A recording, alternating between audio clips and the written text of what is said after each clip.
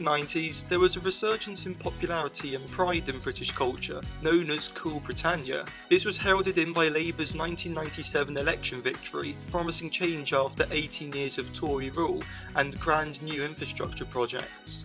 It could most be characterised by the popularity of Britpop bands such as the Spice Girls, Oasis and Blur, as well as by movies such as the quirky rom-coms, period dramas and the new Bond films with Pierce Brosnan. But during all this, Doctor Who was left at the wayside. The BBC's next attempt at a replacement would come in the form of Crime Traveller, a detective show solving mysteries using time travel by Anthony Horowitz. Despite getting around 8 million viewers, it only lasted for one season of 8 episodes. There are very much two parts to the Wilderness era, the first being before the movie, where Doctor Who was still being kept alive by the constant hope that it would return, and after the movie where it became something of the past that had had its day, with the BBC not even wanting to think about untangling the rights mess it got itself into with Universal. By the end of 1996, the VHS range had returned with The Green Death, now sporting the Pertwee-inspired movie logo. This logo would stick with the show for years to come and would very much become the Doctor Who logo. The Virgin novels would continue for a bit after the movie, but now being stories with her past Doctor, their attitude did change, with Perry and Liz turning up in Bad Therapy and Eternity Weeps. And the Seventh Doctor wouldn't feature on any of the covers bar Lungbarrow. In fact, even the Doctor Who logo was removed from the last couple of releases to try and bury it as they moved to the Eighth Doctor. With her married off, it wouldn't be long before Bernie Summerfield would return in The Return of the Living Dad, where she discovers her father didn't die in the Dalek Wars, but ended up back in time in the 1980s, setting up a community in Berkshire for lost aliens, and the nerd from the 90s called Joel, who's annoyed he didn't get to see the outcome of the Professor X revival movie. There's some shenanigans, but it's a fun story and a more touching send-off for Benny. It also had Roz and Chris start to admit their feelings for one another. Though there were some poorer stories around this time, God Engine meandered around on Mars looking for an ancient weapon set during the Dalek occupation of Earth, the closest we get to seeing the Daleks in the Virgin novels, and Christmas on the Rational Planet is a confusing, trippy period piece, but the first contribution by Lawrence Miles. But the worst was The Death of Art, a bloated, dull story that goes on forever but doesn't go anywhere. However, in its final stretch, the VNAs would step up. We got Damaged Goods, the first ever contribution to Doctor Who by Russell T Davies, set in a poor council estate where life is pretty much hopeless. People are being turned into N-forms, creatures of Time Lord design, by a bad batch of cocaine. But it also has an aspect of neglected childhood by an alien child the N-forms are after. It was an atmospheric story and definitely a strong start for Davies. After this was So Vile a Sin. There's a couple of B-plots including a guy disguised as a doctor, and we meet Ross's family who own a whole planet, and after her disappearance simply cloned her. After the Empress of the Human Empire is assassinated, there's a brief but bloody war, and at the end Roz leads a charge over a hill into history. Ros Forrester is killed. Ironically, this story by Ben Aronovich ran into troubles, including his computer crashing and deleting much of it, so the novel had to be abandoned. Kate Orman offered to take over and complete it from his notes. That did mean that it got pushed back 6 months and was the last VNA to be published, meaning for readers at the time, Roz's death happened in a missing story. It would then be the Doctor and Chris for a bit. The penultimate story would be The Room with No Doors, investigating a time disturbance in samurai Japan and coming across a Victorian feminist time traveller who had picked up Joel. Turns out Joel was behind it all and the Doctor tells him off. But what adds to this story is the Doctor's starting to think about regeneration. It's coming soon, and he dreams of death. Being in a coffin are getting to Chris and Penelope's minds. This would lead into Lungbarrow. Written by Mark Platt, this story had been intended for season 26, but became Ghostlight, and you can see the similarities. Controversial amongst the fandom, Lungbarrow explored the Doctor's past. It's both revered and despised. Some would say it's style over substance, spending much of its time in describing the moody house of Lungbarrow with its giant wooden furniture and mushrooms, but it delves into so much. After the Time Lords were cursed to not have children, Rassilon set up the living houses, each with a loom that maintains that each house has 45 cousins.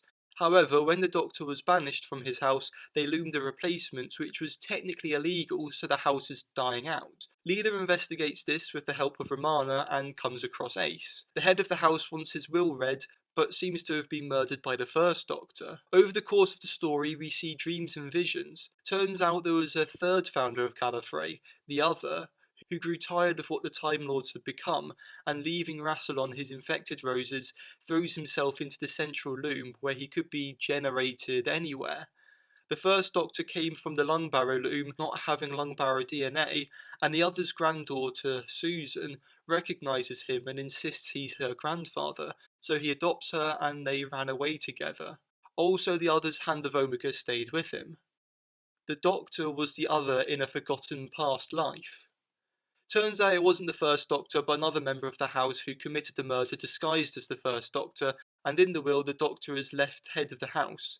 Him and Chris decide to depart, him finally giving him a big hug, and Ace stays on Gallifrey with Romana and the now pregnant Leela. This would lead into the Big Finish series Gallifrey. The Doctor decides to go on a mission to collect the Master's remains, despite K9 telling him there's a 96% chance of fatality, and Romana gives him her Sonic as protection. And like that, he's off, into the movie, the Seventh Doctor's final, revolutionary story. After 60 novels with the Seventh Doctor, there was a 61st Virgin New Adventure by Lance Parkin featuring the Eighth Doctor, The Dying Days. After a British Mars mission, the Ice Warriors turn up in London demanding control of the United Kingdom. Turns out this was a planned coup by some people in government, and an Ice Lord is coronated. Very similar to the War of the Worlds, this is a deep analogy for imperialism and is a gripping story, with it making the Brigadier think back on his actions in Sierra Leone. Featuring Bernice Summerfield, who seems to have now left Jason, this would be the only Virgin novel with the Eighth Doctor. Voted the third best VNA, it was a strong end to the range. The BBC decided to novelise the movie themselves, hiring Gary Russell to do so. Began to sink into me, I thought, that's BBC Books, that's not Virgin, that's BBC Books. Ooh. It wasn't long until the licence was pulled from Virgin Publishing. To this day, it's an absolute scandal that they just took it back. It's a very, very typical BBC thing to do. Time is running out. The destiny of the Doctors is in your hands. In a game like nothing on Earth. Lungbarrow wasn't the only piece of follow-up media to lead into the movie. In December 1997, a video game was released, Destiny of the Doctor. It had a player wandering around this labyrinth of the TARDIS and various other places, avoiding creatures from the series as they had to find the keys to release the Doctors that had been trapped by the Master. It featured Anthony Alany in his final appearance as the Master, as campy as he's ever been, doing these fun cutaway scenes between the levels. Get a move on, Slowcoach. Whilst frivolous, it's a fun inclusion in the canon. At the end, when the player is successful, the Master's imprisoned by the Doctor's enemies. This answers the question of why the Master was being held on trial by the Daleks. Release me! Virgin would continue with the New Adventures range, but without the Doctor. Eternity Weeps by Jim Mortimer had barely featured the Doctor, as it's written from Benny and Jason's perspectives as they go looking for Noah's Ark, but get transported to a bioweapons facility on the moon and caught up in a turf war. This showed that the original character of Bernice Summerfield could hold the range on her own. Dropping the Doctor Who, it was now simply The New Adventures. Starting with Oh No It Isn't, they managed to publish 23 novels before the range ended in December 1999 with Twilight of the Gods. While obviously not as popular as the Doctor Who branded range, this range of novels did comfortably well on its own, plus she was joined by Wolseley the Cat. The BBC intended to publish their own ranges of novels, continuing on from the movie. This was essentially the official Eighth Doctor era. With the Doctor Who brand being kicked around between BBC departments, the only constant was Steve Cole's role as the head of merchandising. He acted as the Doctor Who range consultant, overseeing the creation of Big Finish and VHS releases between 1997 and 2000, before he was replaced by Justin Richards in 2001. Their main role, however, was editing the BBC Books range, which over the period between 1997 and 2005 published almost 150 novels. While Stephen Cole's own works weren't particularly great, his involvement and influence over such a vast period of the show is immense. Him and Justin Richards are practically forgotten showrunners. The first novel in the range was The Eight Doctors by Terrance Dicks. You get the sense from this that he wasn't interested in writing for the new Doctor, or that he was told to try and tie it in with the show's past, as this novel just sees the Eighth Doctor with amnesia going back and visiting his past selves during some of their adventures. The novel is ultimately pointless, the only parts of interest being the beginning and closing chapters where he meets Sam Jones, who comes with him to escape trouble she's got in with the school's drug dealer. Most people will tell you you're better starting the EDAs with Vampire Science by Kate Orman and John Blum, a vampire story set in San Francisco. It may seem like you're skipping Sam's introduction and development with her already being a confident monster fighter from the go, but really you're still missing this even with the Eight Doctors. A 17-year-old girl from Coal Hill School who's into keeping herself fit, jogging around a TARDIS and eating healthy, and is a big activist, being a vegetarian Greenpeace member. She was in effect the first companion to travel with the Eighth Doctor. While they did start doing more interesting things with her, mainly Orman and Blum, she was just a standard, capable companion throughout much of her run. To start with, the EDAs were noticeably shorter than the VNAs, though did quickly pick up to being around 2/3 the length, I estimate. Dropping the adult approach of the VNAs, swearing was much less frequent, and the only instance I can think of with overtly adult themes is The Sleep of Reason, opening with an explicit description of self-harming. Instead, they went with the approach of having a returning element each novel. With them only having an hour of the movie to go off, they didn't have a very clear picture of the Eighth Doctor. Having an hour of Paul McGann screen time to base an entire novel on, it is tricky. I watched that TV movie more times probably than is healthy for anyone. Everyone had their own ideas. I think the TV movie had polarised opinion amongst the writers as much as anyone else. Some were desperate to confront the is he half human or isn't he? As such, the quality varied wildly, with Vampire Science and Genocide being the strongest entries, while some got bogged down in the show's past, most notably War of the Daleks by John Peel, which saw the Thals capturing Davros in their fourth entry to the Dalek Civil War. In the latter half, it starts doing a lot of lore rewrites, such as it being the wrong planet being destroyed instead of Skaro in Remembrance, or that the Mavellans were actually Dalek robots to make a fake war. It acts to retcon and lore dump the last decade of Dalek stories. By the start of 1998, they dropped the insistence of returning elements, with Kersal only having a brief appearance of Ogrons. After this, past villains would only return a few times, though that's not before Lawrence Miles made his first contribution to the range with Alien Bodies. In this, the Doctor goes to an auction where it's his remains that are for sale, which gets a lot of interest due to his ex-president's biodata. But what's special about this story is it introduces us to the faction paradox, a Time Lord cult who believe in tampering with the timelines and hold satanic-like rituals. There's also the Celestes who believe in wiping themselves from the timeline in order to live outside of space-time as a conceptual entity. A completely mad story with all of its conceptual ideas, it somehow works. Funnily, this story also features Crotons towards the end, a complete subversion. Needless to say, this one would set up the story arc that would be expanded on throughout the range.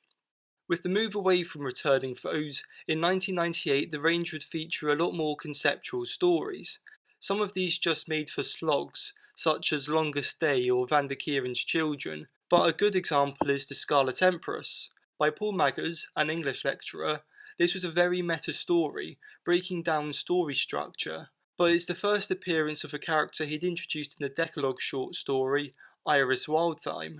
An older time lady who travels in the London bus, her adventures seem to mirror the Doctor's, much to his annoyance. A bit more morally grey than the Doctor, she holds a mirror to the character. She'd appear again, but I must say I could never engage with her stories, being too weird despite how popular they are. However, the 50th EDA, Mad Dogs and Englishmen, is great, where a kid's cartoon adaptation of a novel with the characters as dogs seems to mirror events on the dog world that the dogs there want to cover up. just a weird and wild and fun story. There was a period where they had an arc where the Doctor and Sam are separated in Longest Day. The Doctor then goes and meets Susan after the Dalek invasion and she kills the Master. Then in Dreamstone Moon they narrowly miss each other, so Sam thinks the Doctor's abandoned her.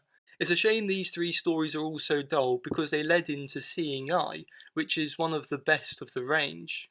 Thinking she's alone, Sam starts a life for herself in the far future, but the Doctor is looking for her, and in his search through all the bureaucracy, he gets arrested and incarcerated, spending 3 years being tortured until being rescued by Sam and her fellow activists, in a society where people get implants into their eyes, giving access to the Doctor's memories, and allowing them to make a clone. This is a harrowing story by Orman and Blum, but it does feel that they aged up Sam because her being underaged was getting in the way of the narrative, especially in her romantic attraction to the Doctor. It was then followed by an oddity, Placebo Effect by Gary Russell, with Ruin infecting a Space Olympics, leading into their Alien parallel with them bursting out of people's chests. It's a weird one with a long section where Sam's challenged with theistic arguments, but the first half of the story features a wedding between Stacy and Sard, the companions from the RadioTimes comics by Gary Russell between 1996 and 97. Split into 5 parts, the first, Dreadnought, is basically just the Doctor meeting Stacy on the spaceship and helped her escape the Cybermen. Then was Descendants and Descendants, which made up most of the run, following a plot to take the line of succession from a noble Ice Warrior house. At the end of this one, the Ice Warrior, Sard, joins them. Then's Perceptions, helping a purple-spotted horse in Victorian England rescue his kidnapped wife. This then leads into Coda, with the shape-shifting alien that was behind it having disguised as Stacy, so gets kicked out the TARDIS, and the three continue their adventures. It was made up of very, very short stories, and so there's no added depth to the companions. They are just very standard blank companions, bar one of them being an Ice Warrior. It's implied they're set when the Doctor had left Sam at a political rally at some point, as is all the other 8th Doctor comics I'll be getting onto later. There's also the Janus Conjunction by Trevor Baxendale, a story set on a literal radiation-filled death planet. Putting the characters into a miserable, deadly world seems to be Baxendale's thing, with Fear the Dark and Dreadstone Memorial having similar motifs. But he manages to present it in a way that's easy to read and, well, pleasurable. In the end, the Doctor uses time travel to save Sam after she died of radiation poisoning, the first of many such deaths she experienced going forward. None of the authors really liked the character of Sam. In fact, people were always trying to kill her off. The most impressive was in Jim Mortimer's epic Belle Tempest, where she's tricked by a false messiah that eating his flesh will make you immortal, and she does so in the vacuum of space. This raises her the moralistic question of who should be resurrected in the massacres around her. There was a noticeable change for Jim Mortimer's style in the late 90s, going from his dense concept-packed novels to these lighter, voyage-style stories. It's such a contrast I started to wonder whether he was actually two different people. In 1999, the range would have a shake-up with the introduction of Fitz Craner in The Taint. From 1963 and of German descent, growing up during the war wasn't a great time for him, so he learned to mask his identity, performing as a guitarist under the name Fitz Fortune, and when we first meet him he's pretending to be a French writer. His mother dies from alien forces in a mental asylum, and the police want him for questioning, so he has nothing else but to come with the Doctor and Sam. While he has fun with his travels, it's fairly involuntary, and he's a bit of a flirt, always trying to get with Sam or whatever other women are around. There's a weird part in The Taint where he decided not to take advantage of Sam as she's unconscious in his flat. Don't know if they thought this was making him out to be a good guy, but in his earlier appearances he had continued to enjoy pretending to be someone else, a few times James Bond, and at points he seemed to grow an attraction to the Doctor, at one point dreaming they're naked in the TARDIS together, awkwardly moving about butt to butt. He would appear throughout most of the rest of the EVAs, very much becoming the companion of the range. His addition to the cast certainly helped liven up the stories, having 3 main characters upping the pace that had struggled to last with only 2 through the 80,000-word novels. This can be seen straight away in Demon's Edge, an art heist story in a casino where people are being absorbed into a painting. But this would seem like an oddity, as the very next story is Revolution Man, with them landing only a few years after Fitz's time, so he feels he can leave. However, he finds himself caught up in the Cultural Revolution and is brainwashed by the Chinese communists. Meanwhile, Sam gets involved with revolutionaries, the sorts her parents supported and she had idolised, but she realises they're just a bunch of disorganised terrorists with no real message and outdated misogynistic views. The story by Paul Leonard then ends very abruptly, with them killing the threat and leaving in the space of only a few pages. He must have hit a deadline or something. After Dominion, a story with portals appearing in Sweden where Sam finally kisses the Doctor, comes Unnatural History, and this is where things become interesting. Sam Jones is now a dark-haired drug user working in a video store. The Doctor appears and tells her she should be blonde and his travelling companion. Turns out the shenanigans in the movie ruptured cracks in San Francisco, and our Sam fell into it. After a story featuring a collector trying to capture the magical creatures that come through, Fitz finally sleeping with this version of Sam but it not feeling right, and with the faction paradox mysteriously observing everything that's going on, it turns out these cracks combined with the Doctor's biodata at his regeneration. When dark-haired Sam jumps into it, she mixes with the Doctor's biodata to create blonde Sam. The Sam we know isn't the original. She is a paradox. Written by Orbital and Blum, between this, Vampire Science and Seeing Eye, it's undeniable that they pretty much defined Sam Jones. However, after dying again in Autumn Mist and spending most of the story as a ghost, she decides to leave in Interference, the only novel to require 2 parts, though annoyingly the covers don't quite fit. By Lawrence Miles, this expands a lot on the faction paradox. During the story, Fitz is left in Geneva where he is eventually picked up by the faction. It's explained they're a voodoo cult, using death imagery like skulls and blood in opposition to the Time Lord's cheating of death. And they have an 11-day empire, occupying the theoretical dates that were skipped when we adopted the Gregorian calendar in September 1752. Meanwhile, the Doctor's being tortured in a prison in Arabia, while Sam investigates a weapons conference and meets Sarah Jane. There she comes across the remote, people who seem to base decisions on random broadcast signals in the area. This gives us some trippy sequences of Sam seeing episodes from her life like TV scripts. The rep in the 3 remote, Compassion, Cody and Guest, have is the Cold, a liquid that sends whatever it touches to another dimension. Though they don't intend to actually sell it, as the Cold has religious significance to them, believing it to be a spirit. And they plan to release a massive store of it on an ancient spaceship. But the Doctor realises it's actually a Time Lord weapon from Rassilon's time, and releasing it would destroy a planet. The remote are creations of the faction and are sort of reincarnations, transferring personality and memory. The Doctor realises Cody is Fitz and uses the TARDIS to sort him. Sam goes away with Sarah Jane to live a life of political activism, and Compassion joins the Doctor and Fitz. But that's not all. The latter third of each novel is a separate story with the Third Doctor on a human colony on the planet Dust, where he comes across a Time Lord freak showman, I.M. Foreman. In fact, this whole novel is from the perspective of the 8th Doctor talking to a future female Foreman. Turns out Foreman was the first renegade Time Lord, and thus other Time Lord technology is drawn towards him, hence the TARDIS landing in his scrapyard. It annoys the Doctor he wasn't really the first, but they fight off the attention they draw from the remote and faction paradox.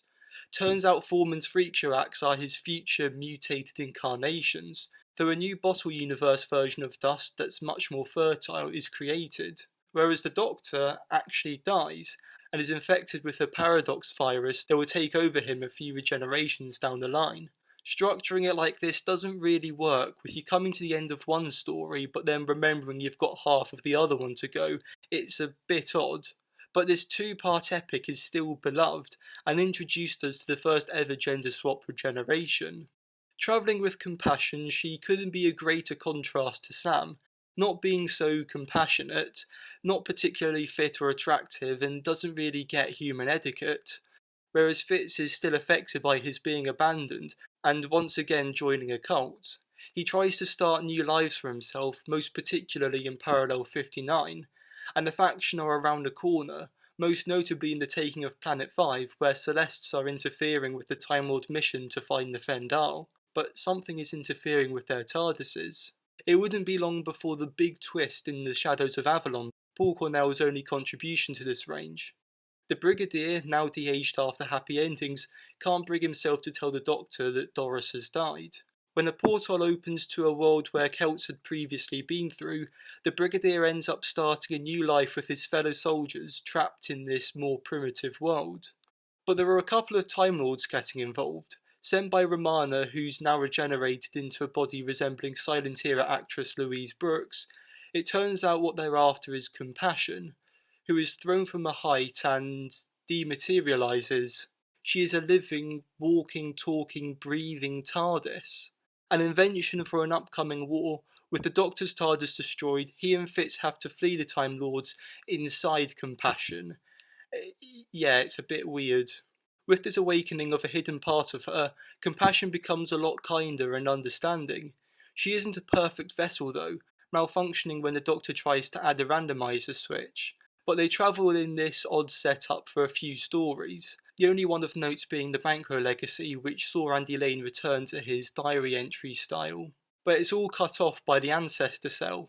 The Time Lords catch up with them with their war TARDISes, and above Gallifrey is a giant bone structure. Romana is coming up to a ceremony to affirm her presidency when Greyjan appears, a former president who only ruled for a short while after winning by chance, but his rule covered the 11-Day Empire. He's an agent of the faction, and he supersedes Romana's rule. Time Lord history starts being altered and faction appear everywhere.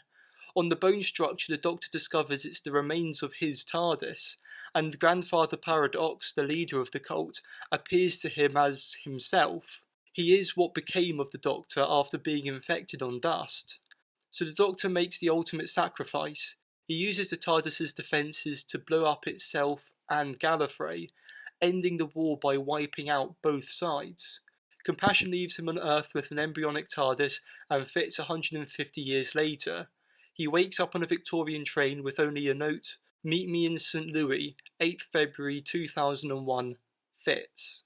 This was a bit of a mess, trying to tie everything up, and the characterisation of Romana was very off, being much more callous. This was the point where Steve Cole left as editor of the range and wanted to round up the story. But this novel with Peter Angelis was not how Lawrence Miles wanted it to end.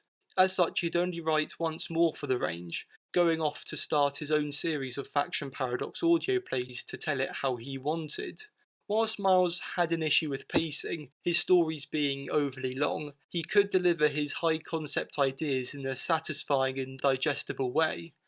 However, he didn't get along with some other writers, getting into a physical fight with Paul Cornell, who said he'd broken the writer's code by openly criticising others' work. It was at this point that Justin Richards took over, who could always deliver a solid story. Many of his stories focusing on living art and how we connect with it, but for a clean slate for his era, he decided to give the Doctor amnesia. Permanently. And I said, and he's not going to get it back. And everybody went, oh yeah, well, for how many books? And I said, no, he's not going to get it back. As such, over the next 5 novels, the Doctor would be wandering Earth alone. Also, there's Wolfsbane, a 4th Doctor past adventure where Harry Sullivan comes across him. The highlight from this was definitely the Turing test, split into 3 parts written from the perspectives of Alan Turing, Graham Greene and Joseph Heller, with Turing having a slight romance with the Doctor. From their perspective, it's not clear what's really going on, not giving us the full picture. But they track an alien threat to Dresden. With it captured, the Doctor eventually kills it, bursting it into flames. But this isn't out of self-defense or fear of what it could do, just fear of it escaping. He doesn't know why he did it. Meanwhile, Dresden burns around them. It was a big gamble to do a story that's so unclear what's really happening, but the sheer quality of prose from Paul Leonard makes this considered to be one of, if not the best of the range. The week entry was Endgame, surprisingly by Terrance Dicks, which was a sequel to his PDA, The Players, which I'll get onto later. But there was also Father Time. Told in 3 parts, it sees the Doctor and a woman whose husband's died adopt an alien girl, Miranda. We see him have an unconventional family life of sorts, and in the end, when Miranda's come of age, she's taken back to her home planet, where it turns out she's a princess. This is a beautiful story by Lance Parkin. The Doctor eventually meets with Fitz at the St. Louis bar on the 8th of February 2001 in Escape Velocity. They meet Dave, a science fiction enthusiast, and his fiancée, Angie Kapoor, a futures trader who's not so into the sci-fi. However, in the end, Dave is killed and Angie just wants to be taken home. But the TARDIS isn't quite working right yet, and thus she becomes the new involuntary companion. It's worth noting that she marked the first South Asian companion. In the following Earth world, kind of like Westworld but less historically accurate, there are passages that are emails she's written to Dave, telling him of her adventure, that are of course left unsent. This story also saw Fitz in a moment of vulnerability. After being made to play a gig, he plays perfectly despite having had no practice in ages. He remembers that he isn't the real Fitz, just a copy that the TARDIS made. The real him died in Geneva, and he's brought to tears. Angie doesn't get over Dave's death until Hope, where she betrays the Doctor and makes a deal to get a clone of Dave. Getting her clone, she realises it isn't him, but manages to say goodbye, leaving him behind. After Earthworld would be some strong entries, Eater of Wasps, but especially The Year of Intelligent Tigers. Orman's last contribution to the range, it's a fun and intelligent story that is also considered to be one of the range's best. But then came a run that in my opinion were very weak. While City of the Dead interestingly dealt with voodoo culture and race relations in New Orleans, these 4 stories just felt like they were trying to be weird and dark and became incoherent, most particularly The Slow Empire by Dave Stone. Stone wrote a number of novels over the years, but his trippy writing style just made these a pain to understand. You get the sense that he wrote these under the influence. While some loved his style, most saw his as the worst entries, and while this was his last, he commits the sin of having sections written in Comic Sans. Lawrence Miles would make his last contribution with The Adventuress of Henrietta Street. Told like a historian trying to make sense of events in 1782, where the Doctor and co stay with a group of prostitutes in a brothel as they prepare for a battle with an infestation of these ape creatures. The story manages to get us invested with these characters they're staying with, and is an engaging story. But what also stands out is its introduction of Sabbath.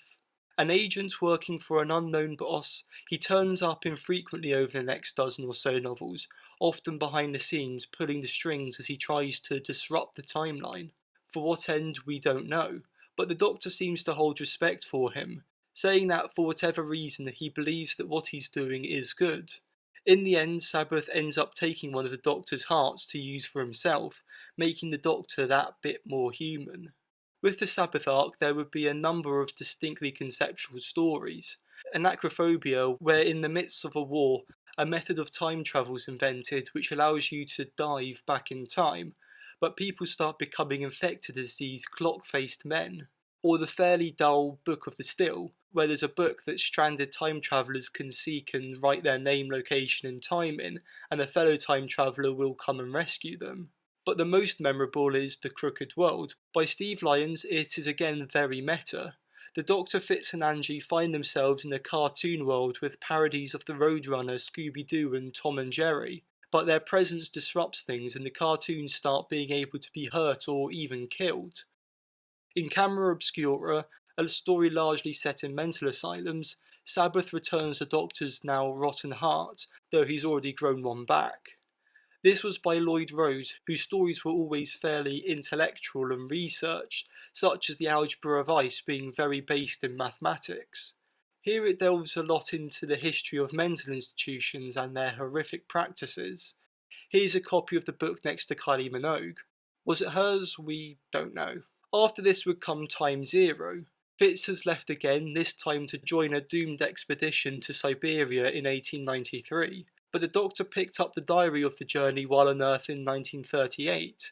Angie has tried to leave in 2002, but is captured by people interested in her having time travelled. The Doctor meets with a Duchess, and all leads to a research station in Siberia, where they're using a special type of ice to freeze light and effectively time. Sabbath is there to use this experiment to collapse the multiverses from the many worlds interpretation of quantum mechanics. That's the one where every decision creates a different universe. Turns out the Duchess is a master of disguise working for Sabbath called Beatrice, or Trix, Macmillan. Fitz, it turns out, had been frozen in the ice for 110 years, and they stopped Sabbath's plan. Trix asks if she can join a doctor, but he turns her down. He returns to 1938 to put the diary in the antique shop where he'll find it, but notices the currency's wrong. They're in the wrong universe. Sabbath succeeded after all. This leads into a run of stories set in alternate timelines, such as the domino effect in a fascist and technologically stagnant world where Angie faces all sorts of racism and Fitz is accused of a terrorist bombing, very akin to the Birmingham Six, or reckless engineering with Islamabad Brunel. These stories have a point of all the timelines being just as legitimate, so who gets to choose which one is correct? Though the Doctor and Fitz seem to flip sides on the arguments between domino effect and reckless engineering, with Fitz once again attempting to leave and start a new life in the latter. This then all gets corrected in Timeless. Oddly, Trix has now joined the team, having been hiding stowaway in the TARDIS since Time Zero. It feels like we've missed the story of them finding her and coming to trust her. The Doctor seems indifferent, Fitz just enjoys having a new playmate and pair of legs around. The only one who seems to question her presence is Angie. It's just bizarre that it opens like she was already there. They try going back to the start of the universe where they come across a girl, Chloe, who says she's part of a now lost race that kept order to time, and so is now meddling to give people better lives in her own psychopathic way. She has a pet time creature and a toy, and when the pet gets jealous of the toy, it rips it apart, revealing 8 diamonds that Sabbath is after. Within them are the Council of 8, his bosses. Angie is now able to leave and takes Chloe with her, who's now more human, and the Doctor, Fitz and Trix continue their travels. While they can't entirely trust Trix, not even knowing her real name, she quickly becomes a part of the team through the last stretch of stories, and always takes an opportunity to go undercover. Skipping emotional chemistry, we come to the climax of the arc, Sometime Never. The Council of 8 are close to achieving their plan to collapse the multiverse into one timeline to make things neater. Miranda returns with her daughter Zizan, having had a good life, but however she dies. Turns out Sabbath was a British agent from the 1700s who died in initiation, but was rescued by the Council of 8. Realising his only purpose was to distract the Doctor, he feels cheated. Octave, the leader, has predicted he'll kill him, but instead he shoots himself, destroying Octave's predicted future. In the end, one of the council, Sol and Zizan, find themselves in London 1963 with Sabbath's TARDIS, the Jonah. Their memories wiped, Sol believes himself to be called the Doctor, and Zizan thinks he's her grandfather. With Gallifrey wiped from history, this seemed to act to provide an alternative origin for the Doctor and Susan. It then wouldn't be long before the Gallifrey Chronicles. With Fitz and Trix now an item, they visit the grave of Sam Jones, shot at a political rally in 2002. Fitz is very upset, but angry at the Doctor for not also being upset, having forgotten who she is, and leaves him. Him and Trix come across Angie, who's now engaged again. She doesn't seem to mention or want to talk about her adventures, and has just moved on with her life. But the Time Lord Marnell, who had recorded the whole of Time Lord history in the form of seemingly science fiction novels, tracks down the Doctor and wants to kill him for what he's done. K9 also appears, sent by Romana to do the same, but after he scans the Doctor's mind, he finds the truth behind his amnesia. The Doctor's memory was wiped to make space for the whole of the Matrix to be saved in his mind. In him are the memories and knowledge of every Time Lord who ever died. It's also mentioned that when Grandfather Paradox appeared to the Doctor, he appears to everyone as themselves, acting as a very quick fix to that story arc. Meanwhile, a second moon appears in the sky and people start being massacred by these insect-like Vor, including Fitz. But in the end it turns out the Vor only appeared to kill people, and Fitz survived. The trio now go off on their adventure to hunt down the Vor wherever they attack, the Doctor with all of Gallifrey in his mind, knowing that one day his luck will run out and a new man will have to continue the adventure. And it is on this point that the 8th Doctor adventures end. Never really giving a conclusion to how or when the Time Lords are saved from his mind, the whole arc just ends unresolved. In the 21st century, with the 8th Doctor's era being superseded by another medium, the sales for the novels started to decline. From the circulation of around 20,000 copies in the Virgin era, they were now down to selling around 4,000, just enough to stay in publication, with the many unsold copies being sent for free to Eastern European schools, to be used in the furnaces.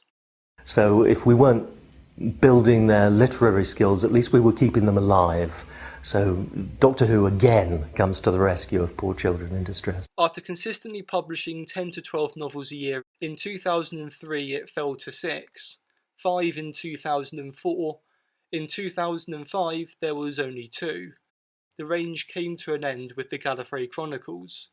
The EDAs had their ups and downs, but with other mediums I'll talk about later, they're not seen as the continuation of the show like the VNAs were, and they started to become overly complicated, bogged down in their high concept arcs. You've probably been able to tell from the novels I've had to go into more detail on just how complicated and head-scratching some of them were.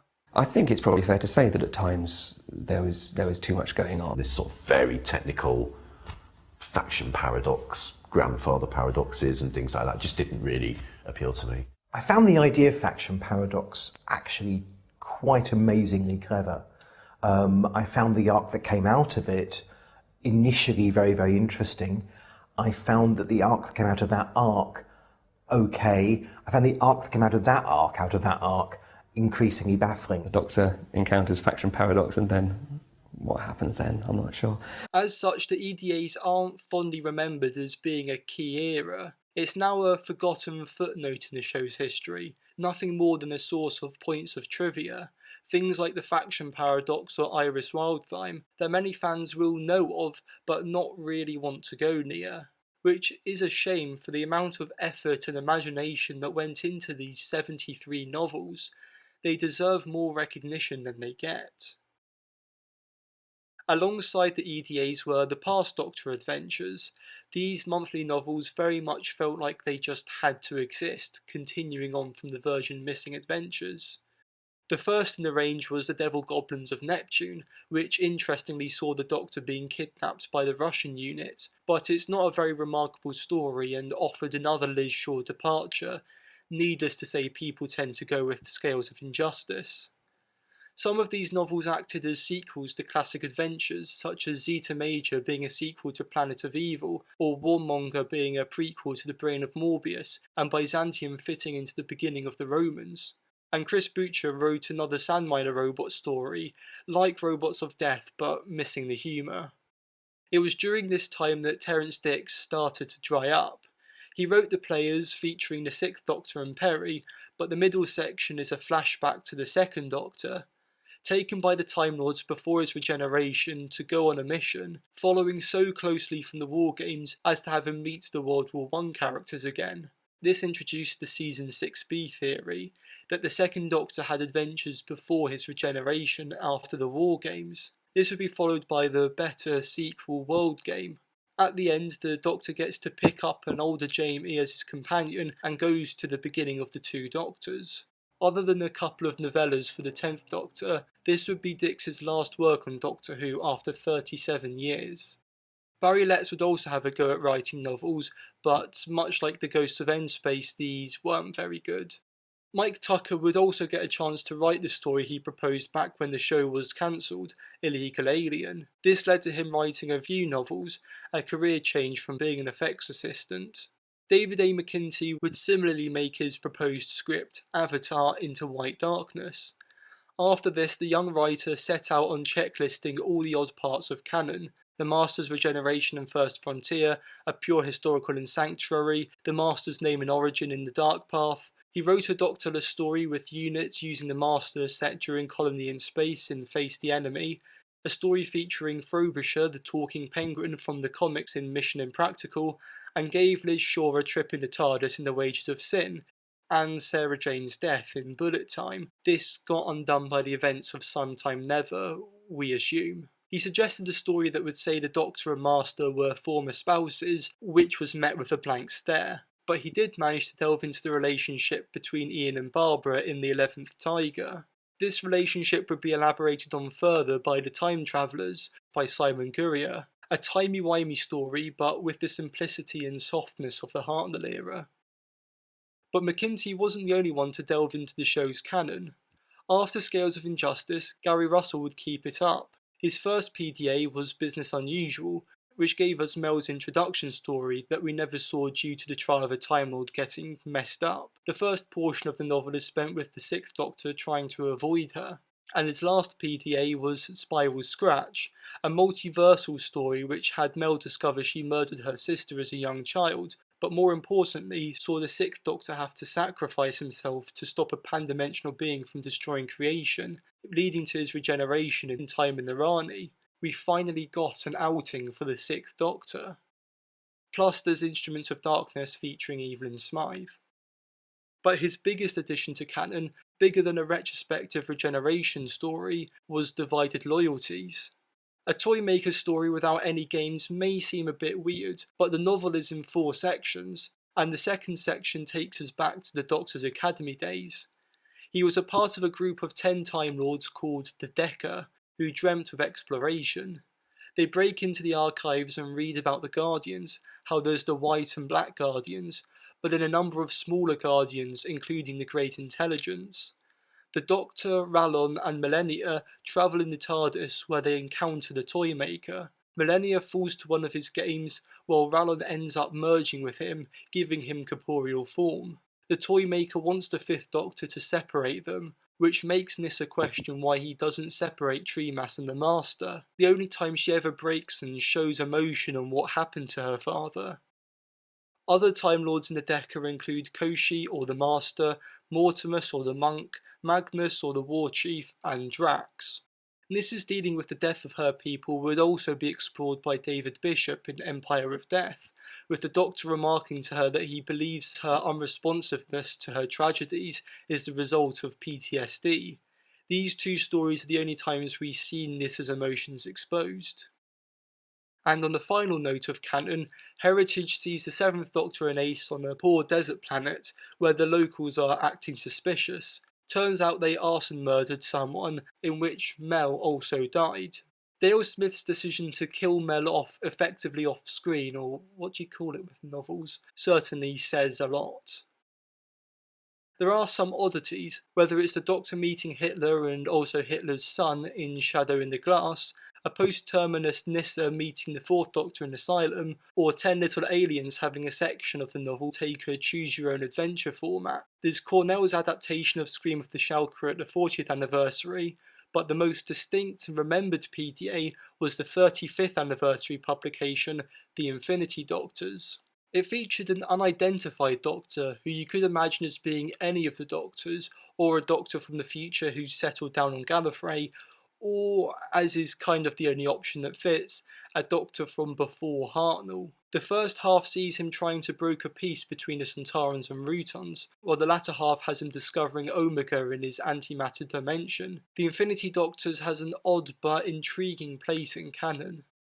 The story that's often cited as being the best of the PDAs is Festival of Death, the first novel by Jonathan Morris. It's set in several time frames, a ship that ended up stuck in a portal and the tourist attraction it is centuries later. What's interesting is at the start of the story, the Doctor sees his future death. Morris would go on to write 2 EDAs, Anacrophobia and The Tomorrow Windows, again very timey-wimey stories, but all 3 filled with lots of fun, the latter at one point giving us a glimpse of the 9th Doctor. Alternatively, the worst of the ranges considered to be Combat Rock by Mick Lewis, based on his experiences with cannibal tribes in Indonesia. It's just such a weird and gratuitous novel, and I don't think any Doctor Who media has used the words penis or whore as much as this has.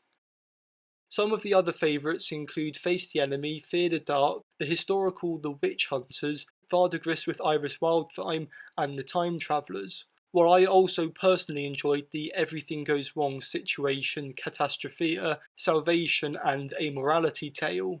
Other well-remembered entries include Matrix, Dreams of Empire and Mark Gatiss' Last of the Gardarine, while some of the least favourites include The Ultimate Treasure, Independence Day, The King of Terror and Dave Stone's Heart of TARDIS. By the end of the range, with the EDAs having ended, they had a PDA with the 8th Doctor Fitz and Angie, Fear itself. With the now being 8th Doctor PDAs and the novels starting to reference the revived show, it was time for the range to end. Though it hadn't slowed down as much as the EDAs had, publishing 7 novels in 2005. And it's also worth noting they had dropped saying which stories they're set between in the blurb, which makes some of the latter ones quite hard to place. The BBC books of 1997 to 2005 are not as highly regarded or remembered as other facets of the Wilderness era. Despite these being the closest to official BBC content we got. While it introduced expanded media writers Paul Maggers, Jacqueline Rayner, Lloyd Rose, Johnny Morris and Trevor Baxendale, none of them would go on to write for the TV series. The only things to be carried over to the TV show were small plot details, no large influence over the show's style or approach. Okay, I guess the Dr. Donner's pretty similar to Sam Jones's arc, and Prime Time is basically the long game, and City at World's End is basically Utopia. Indomitable, that's the word. Indomitable! There would only be one major point that would be carried over. When the show returned, the Doctor was the last of the Time Lords, having destroyed Gallifrey and the enemy in a war. The Time War of the Revival series was very clearly inspired by the War in Heaven in the novels.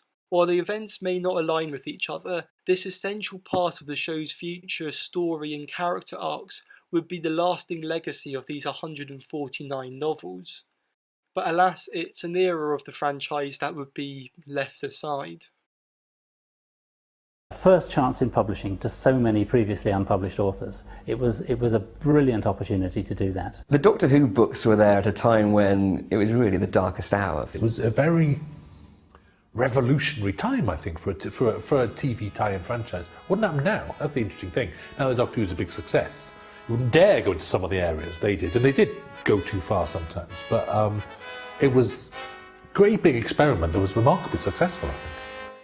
The BBC books wouldn't be the only run of 8th Doctor stories between 1996 to 2005. There was also the Doctor Who magazine comics, whereas before the comics had been their frivolous side piece to the main show, without being attached to what was happening on TV, they could explore their own characters and plot lines. As such, the series kept a single writer, Alan Barnes between 1996 to 98, with Scott Gray doing almost all of the stories between 98 and 2005. This made only a few of the stories standalones, not part of a larger arc, and the artist was usually Martin Gregory, with some contributions by Adrian Salmon in the earlier years and Roger Langridge and John Ross in the latter. This gave a visual consistency to the range. These interconnected storylines could be seen straight away, with the Keep seeing the creation of a star, which then appears in Fire and Brimstone as part of a Dalek plot. Also the Threshold turn up, the beings responsible for Ace's death. The first comic story was Endgame, with the Doctor landing in Stockbridge, which has been taken by the Toymaker. Here he meets Izzy, an orphan who doesn't care much for her adoptive parents, who we get hints at liking girls, and is well into TV and sci-fi, so jumps at the opportunity to travel with the Doctor. In Tooth and Claw they're joined by Faye Truscott-Sade, a butch agent of the Crown in the 1930s, who at the end aids getting the injured Doctor into the TARDIS and joins them. The final chapter sees the Time Lord Lucifer try to disrupt Rassilon's founding of Gallifrey. They're joined by a creation of Rassilon from earlier comics, Shade, and at the end the Doctor has to sacrifice himself, finally becoming the Nick Briggs Doctor. This new Doctor surprisingly doesn't feature much in his first story, Wormwood. That's because it turns out it was actually Shade disguised as a Doctor, who ends up getting destroyed. So Faye merges with it to become Fade, and goes off to complete her own missions. After this it's back to the Doctor and Izzy. They meet Grace in the Fallen and have a samurai adventure in Road to Hell. In it the Doctor saves a samurai warrior, Sato Katsura, with nanobots, making him effectively immortal, but this robs him of the honour of committing seppuku. In Company of Thieves, they're joined by Croton, who'd been introduced in the solo adventure Unnatural Born Killers. A good Cyberman who still has his human emotions but can't remember his past life. He would only travel with them for one further adventure, but that would be the 10-part epic, The Glorious Dead. A death cult starts massacring an entire world, turning themselves into these demons. The Master, who had been hinted at the end of The Fallen, is behind it. But not just him. Sato Katsura is leading the cult, longing for death. At one point, the Doctor seems to wake up from this nightmare in bed with Grace. This is where it turns very Everything Everywhere All at Once, the Doctor seeing himself in various comic genres. The Master wants control of the omniversal spectrum, the gateway to reality. It will open to the winner of a prophesized battle and make its champion a god. But the battle isn't the one between the Doctor and Master, it's between Croton and Sato. Croton wins and is gifted with the memory of his family, and walks through the gateway. It's at this point you know these comics are going to become something special. A couple of strips later we get to Ophidius, which after 22 years was the first comic to have colour! In it we meet Destry, an amphibious alien who's also obsessed with Earth culture, but when the Doctor's away she tricks Izzy into swapping bodies with her. She's escaped from her world and needs the disguise. However, for killing aliens on the ship, Izzy watches as Destry is evaporated in her body. She's trapped in this body forever. She's a freak. The following one-part comic story shows her horror and depression at being stuck like this, having to immerse herself in water to survive, the Doctor not knowing how to help. It takes an adventure with Frida Kahlo to accept being different and where life takes you. Despite the last picture of herself being erased, Frida paints her so she doesn't have to forget who she truly is. After this is an underwater adventure with Daleks, Izzy now being at her element in this body. But at the end she's taken by these mysterious beings believing she's Destry. This sets the Doctor on a warpath to find her. He calls on help from Fade, and going backwards they find Destry, who actually survived and is living in Izzy's now very fit body. The Doctor takes her back to her own world, Oblivion. Turns out Destry is actually a princess, keeping power by being made to fight in cage matches, being beaten and forced to kill from a young age, the only family member she likes being the eccentric Jodhvara. Once it becomes clear to the beings that her mother controls that they're in the wrong bodies, they're swapped back. In this moment they see each other's lives, the prisons they both felt their lives were, that drew them to their obsession with escapist entertainment. Destry is then bestowed with godlike power, but rids herself of it. At the end, Izzy decides it's time to leave, having come to terms with who she is. Realising she was too mean to her adoptive parents. She kisses Fade, making the first open same-sex companion relationship in Doctor Who canon, and is returned home to Stockbridge in the moment she left, and she gives her mum a big hug. After an immense 6-year run as a companion, exploring a character arc and discovery of identity that the main show would never have the guts to attempt, Izzy Sinclair was a groundbreaking companion. When researching this video, I read these comics in only 3 days, yet this was one of the most emotional companion departures I've ever experienced. After this, it would be a series of stories with the Doctor dealing with being alone, except the Nightmare game, which was written by Gareth Roberts, so it doesn't fit into the wider arc.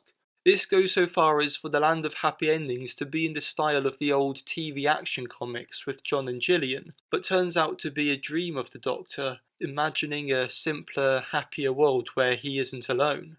We would soon be joined by Destry again in Bad Blood. Seeing Jodhvara planning to kill children, this makes her think of her own abused childhood and she has an epiphany, stopping him. He turns on her and beats her, so the Doctor takes her in.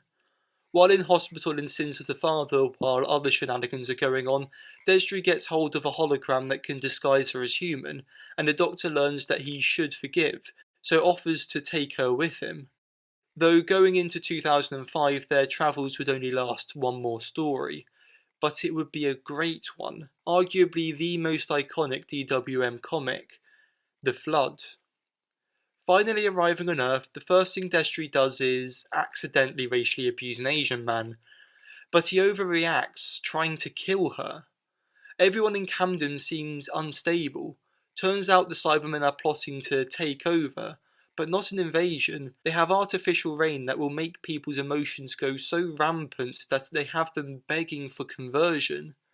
The Doctor throws himself into the space-time vortex powering their ship and wipes out the Cybermen.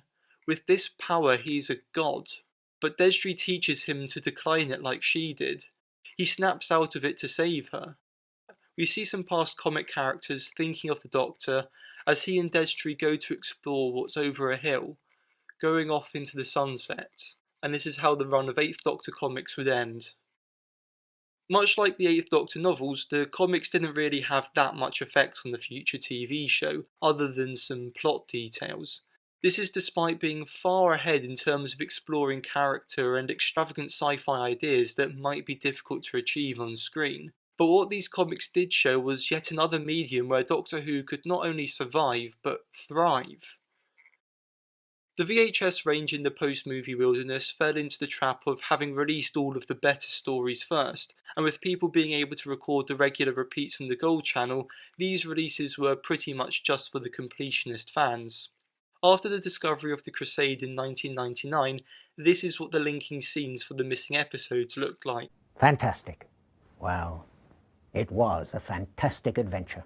Filmed in Ian Levine's house, this is a notable downgrade from the video productions of the early 90s. Around the turn of the millennium, the standard cover art seemed to be these coloured whirlpool effects. With Photoshop being employed rather than photocomposite drawings, this effect was to cover up the still lacking Photoshop technology.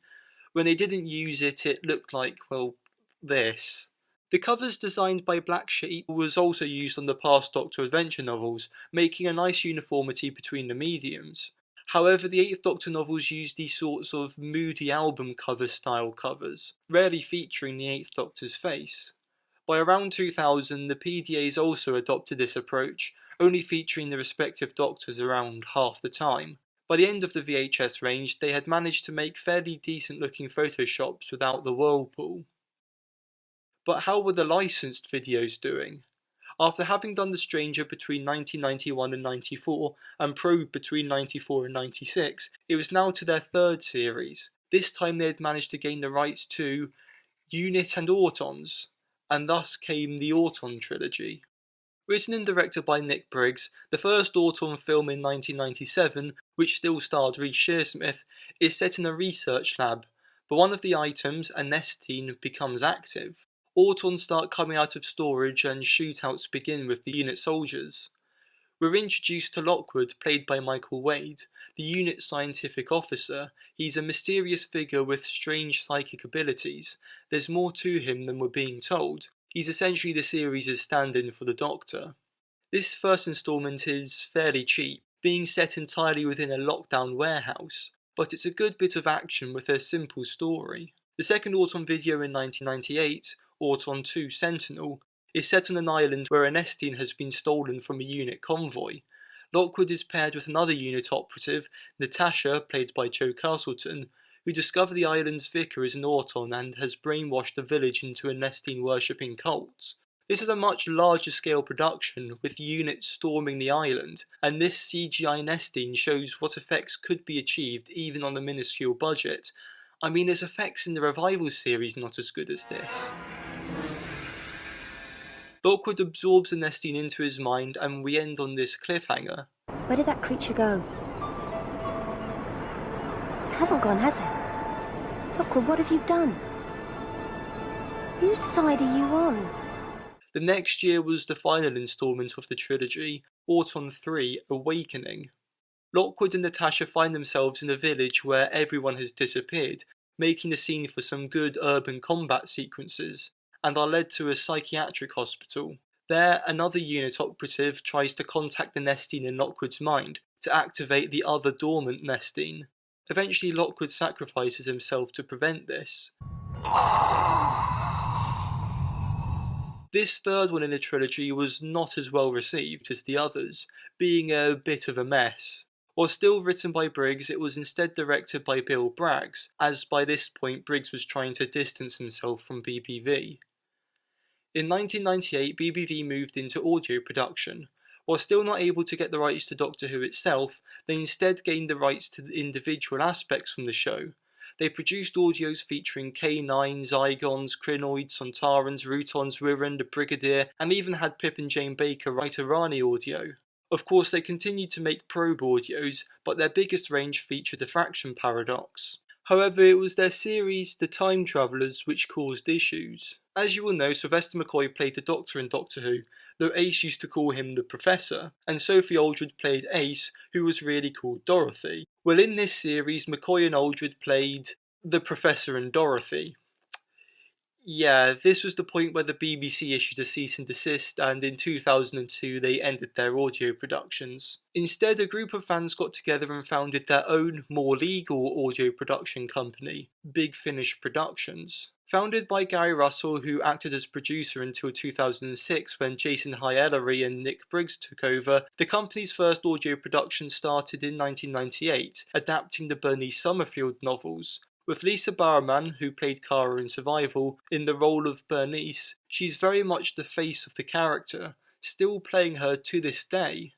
Starting with Oh No It Isn't and later adapting Doctor Who novels, but with the Doctor taken out, such as Just War and Birthright, making these audios prove that they were a legitimate audio production company, and in July 1999 they released their first Doctor Who audio, The Sirens of Time. It featured the 5th, 6th and 7th Doctors. They couldn't get the rights to the 8th Doctor, and Tom Baker would continue to refuse to return to the role until 2012, and of course the first 3 Doctors were all dead. To make up for these, in 2007, they started the Companion Chronicles, which were each narrated by one of their companions. Each of the first 3 parts of the Sirens of Time featured each of the 3 Doctors on a small adventure on their own, before coming together in the final part to prevent a crisis that threatens Gallifrey. Oh, so that's how things turned out for me.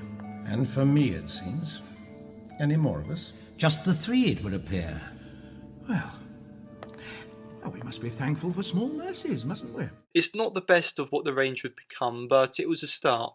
The second, Phantasmagoria, by Mark Gatiss, featured the 5th Doctor and Turlough in 1702, where people are mysteriously going missing. While it was the second instalment in the range, this one's quite forgettable. However, the third and last audio they produced in 1999, The Whispers of Terror by Justin Richards, was the first to properly land, making use of the audio medium. It had the 6th Doctor and Perry face a murderous creature made of sound. As you hear the sound get closer, you know there's a death on the way. Going into 2000, they started producing audios every month. The Land of the Dead by Steve Cole is another pretty dull one, with the 5th Doctor and Nyssa wandering around snowy Alaska for a bit and coming across an ancient buried alien force. But the next, The Fearmonger by John Blum, was the first standout. The 7th Doctor and Ace find themselves in the grips of a Britain that has been taken over by fascism, as a creature that feasts on fear and paranoia stirs things up using a series of attempted assassinations and terrorist attacks. It goes without saying, but the commentary on how fascism starts is great. After this was The Marianne Conspiracy by Jacqueline Rayner. The 6th Doctor is paired with a new companion, Evelyn Smythe. A history professor and older than other companions, she can put the egotistical 6th Doctor in his place, making his abrasive ego work a lot better than it did on TV. Plus, we don't have to see his costume. They go back to the 1500s and find themselves tied up in a plot to assassinate Queen Mary. This was again another hit for Big Finish, despite being a pure historical. They then managed to obtain the holy grail of Doctor Who rights, the Daleks. First appearing in The Genocide Machine by Mike Tucker, it saw the 7th Doctor and Ace visiting the universe's greatest library as it comes under attack by the Daleks. The first in what would be subtitled the Dalek Empire Quadrilogy. Needless to say, this was a popular release. Next was Red Dawn by Justin Richards, a 5th Doctor story set on Mars during the first manned mission, but they end up uncovering the Ice Warriors. This did pose the question, though, of this having to be set between Planet of Fire and the Caves of Androzani. meaning that the Fifth Doctor and Peri had been travelling together longer than they had on screen before he sacrificed himself to save her. This somewhat takes away the impact that they had only travelled together briefly when he did this, but I guess it means more for Ivan and Peri. Next was The Spectre of Lanyon Moor by Nicholas Pegg. This saw the Sixth Doctor and Evelyn meeting with the Brigadier as there are mysterious goings-on the Cornish countryside. This of course marked the first proper story featuring the Sixth Doctor and the Brigadier, unless you count whatever Dimensions in Time was, and was a pretty popular story, though I never really saw the appeal of it. It's just them wandering the countryside for the most part. Winter for the Adept was written by former script editor Andrew Cartmel and saw the Doctor and Nyssa in the Swiss Alps where they come across a school trapped in the snow. Not all is as they seem as they become haunted by a poltergeist. This was another good story. Safe to say by this point Big Finish were in their stride. Though then came the Apocalypse element, an ambitious story by Stephen Cole, and another Dalek story. This featured President Romana as Gallifrey gets attacked by Daleks. An epic fight between the Time Lords and Daleks, it couldn't really live up to the scale and becomes a bit of a disappointment. Steve Lyons was next with The Fires of Vulcan. Now this did what no writer wanted to do. Saw the return of Melanine Bush. The infamous companion from the show, this did the unthinkable, made use of her character and contribute to the story. She shows her smarts and uses her resourcefulness. This story is set in the Pompeii eruption and was probably the strongest story Big Finish had produced by this point. Then was Paul Cornell's Shadows of the Scourge, an oddity in the Big Finish monthly range as it featured Ace and Bernice. This is set during the Virgin New Adventures, the only audio story to do so. It is set at a cross-stitch convention which gets overridden by these giant praying mantises, and yeah, it just kind of exists. Then is The Holy Terror, another oddity in that this and its bonus audio, The Maltese Penguin, are the only Big Finish audios to feature Frobisher, the shape-shifting penguin companion from the Sixth Doctor comics. Set in a monastery, this is considered to be one of the very best that Big Finish ever produced, as most of the story revolves around the slaughtering of heretics as a new regime comes in. Its gut-wrenching plot twist that, spoilers, the entire story has been a creation in the mind of Eugene to torture himself for murders he committed in reality. In the end, Eugene kills himself, and the Doctor and Frobisher walk away from all the carnage they have witnessed. It's possible that Frobisher has never returned an audio because he's a very visual character, but still 25 years on people hope that he'll return, as he did work great in this story. The final audio of 2000, and the final that I will cover for this portion of the video, was the Mutant Phase. The third of the Dalek Empire series, this saw the Fifth Doctor and Nyssa land in the lead up to the Dalek invasion of Earth from the classic First Doctor serial, as the Daleks have developed a virus spread by wasps that is causing a deadly plague. Set in several time periods with the Dalek-Thal War also being tied into this was another solid Dalek story. So while Big Finish producing audios had left BBV in the dust, Reeltime continued. They made another documentary, Lust in Space, Girl power! Yay! which was a tongue-in-cheek look back on the show's misogyny. Whilst it did have some real interviews, but I always went for the best actor. So, the best actor was always the most attractive one. Yes. Amazing, isn't it? it's mostly just having fun with these three adjudicators trying to determine if the show was sexist. They sit, three old blokes talking about sexism. I mean, where are the female lawyers? Or a female judge, come to that? You're supposed to be against sexism, but you're more sexist than Doctor Who ever was. Their fourth drama production was Mindgame, written by Terrance Dicks. Three warrior aliens, a Centauran, a Draconian, and a human, played by Sophie Aldred, who is never stated to not be Ace, are locked in a prison cell together. They're being observed, and it's only by working together that they're able to escape, defeat the alien who kidnapped them, and return home, having mended their differences over its short half-an-hour runtime. Hey, this is just like the Star Trek The Next Generation episode Allegiance. This was then followed by Mindgame Trilogy. It follows each of the three characters from Mindgame in their final moments. The Centauran injured and dying on the battlefield, the Draconian in prison monologuing to himself as he awaits execution, and the human in a shuttle as she slowly dies from concussion. It's not fair! Oh, it's not fair! It's not fair!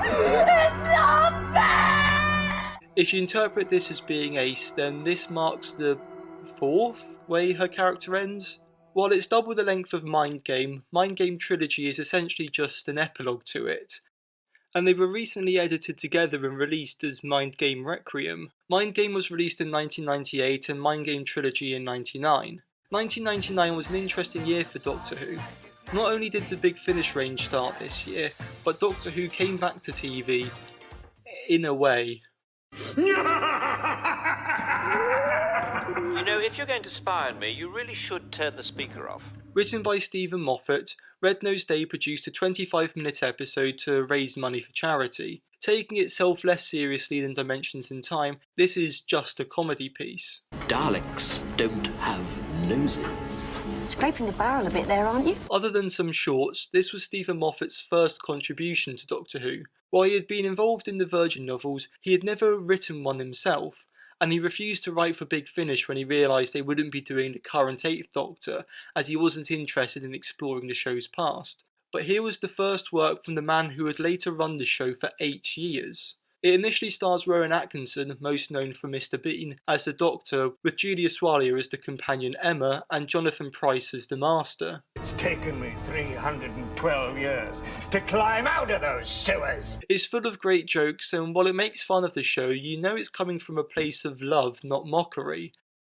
Why do they always change their minds at the last moment? I'll explain later. And I mean, who couldn't love the sofa of reasonable comfort? Say hello to the sofa of reasonable comfort.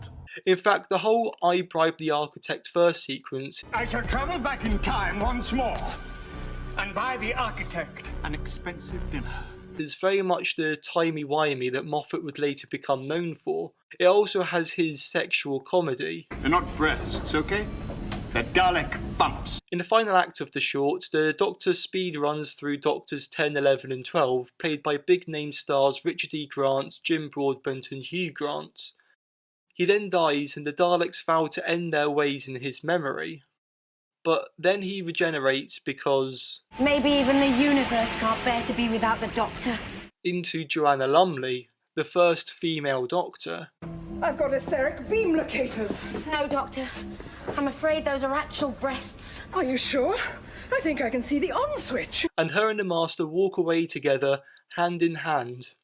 While you may think this is just a comedy short, it was beloved by fans and for many years was treated as the official way that the show ends, treating the franchise with respect as it makes fun of it. And surprisingly well produced considering it's intentionally trying to look bad. This little nugget is a beloved piece of Doctor Who. Later in the year, in November, BBC2 oddly held the Doctor Who Night 1999. Opening with Tom Baker playing an older future incarnation of the Doctor, the evening featured documentaries about the history of the show, scientific possibilities of regeneration, how to build a TARDIS and the show's monsters, and sketches by Mark Gatiss and David Walliams. The first, The Pitch of Fear, is set in a BBC office in 1963 as Sidney Newman pitches the show, with usual sketch comedy.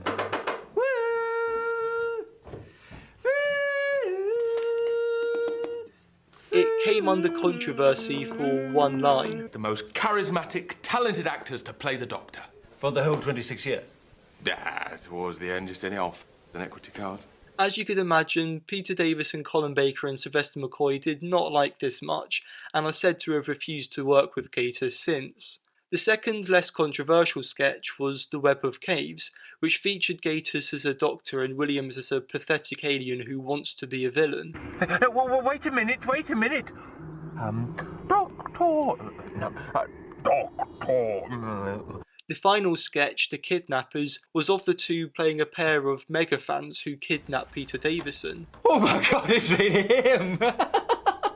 And it ends with things getting weird. Do you think it would be alright to kiss Peter? This all led into a re-showing of the last two episodes of The Daleks and the movie, released uncensored in the UK for the first time. But what was the purpose of this night? Well, after it, BBC2 started showing old episodes, starting with Spearhead from Space on Tuesdays. The plan was to run all the way through the show up to Survival, but it was such a ratings flop that they abandoned the plan by the end of the Silurians and broadcast Genesis of the Daleks to fill the schedule until they could replace it by the end of February 2000. A 4-month run. This was a gut punch that said that audiences weren't interested in Doctor Who. Though they were showing episodes that were 30 years old and had been released on VHS and shown on Gold in recent years, it was always doomed to failure. The night itself was successful, however, and had given us some fun little oddities. However, that wasn't all to come from November 1999. A new form of home media was emerging to replace VHS, DVD. To test this new medium, the BBC released DVDs of Blackadder, Noddy, The Planets, Persuasion, Monty Python, but most importantly, The Five Doctors. With no special features or even menu, just basically a VHS on disc, this marked the first Doctor Who DVD. It would be followed a year later by The Robots of Death, this time having a menu.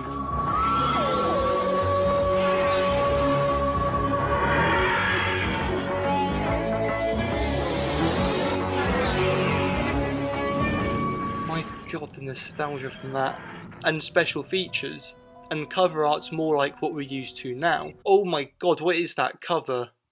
The next few releases would merely feature a poor quality image of the episode's monster, but by 2002 they started having photoshops of sorts. It wouldn't be until 2003 that the covers would really look up to the standard we would later be used to, and have the level of special features. The DVD range really showed the love that there was for Doctor Who. Every release having a host of features and documentaries and occasionally replacement VFX, and the new technologies invented by the Doctor Who restoration team specifically to give us the best possible quality, better than it was broadcast in. And even this wasn't enough. All of the releases before 2003 were later reissued with even more features, and now we even have the HD Blu-ray box sets with even more. The fact that there are people willing to do this, and that it's profitable, goes to show that there is and always will be an underlying love for the show. It is a beloved cult franchise. But where we are now, 5 years after the movie, there seemed to be little interest in Doctor Who from mass audiences. How would it survive in the 21st century? Before I go, there's one more thing. In 1999, the duo Orbital released a cover of the Doctor Who theme, simply called Doctor. This became popular and was used on many things, such as the 40th anniversary fanfare. It was even performed at Glastonbury in 2010 along with Matt Smith. So I leave you with the Orbital theme.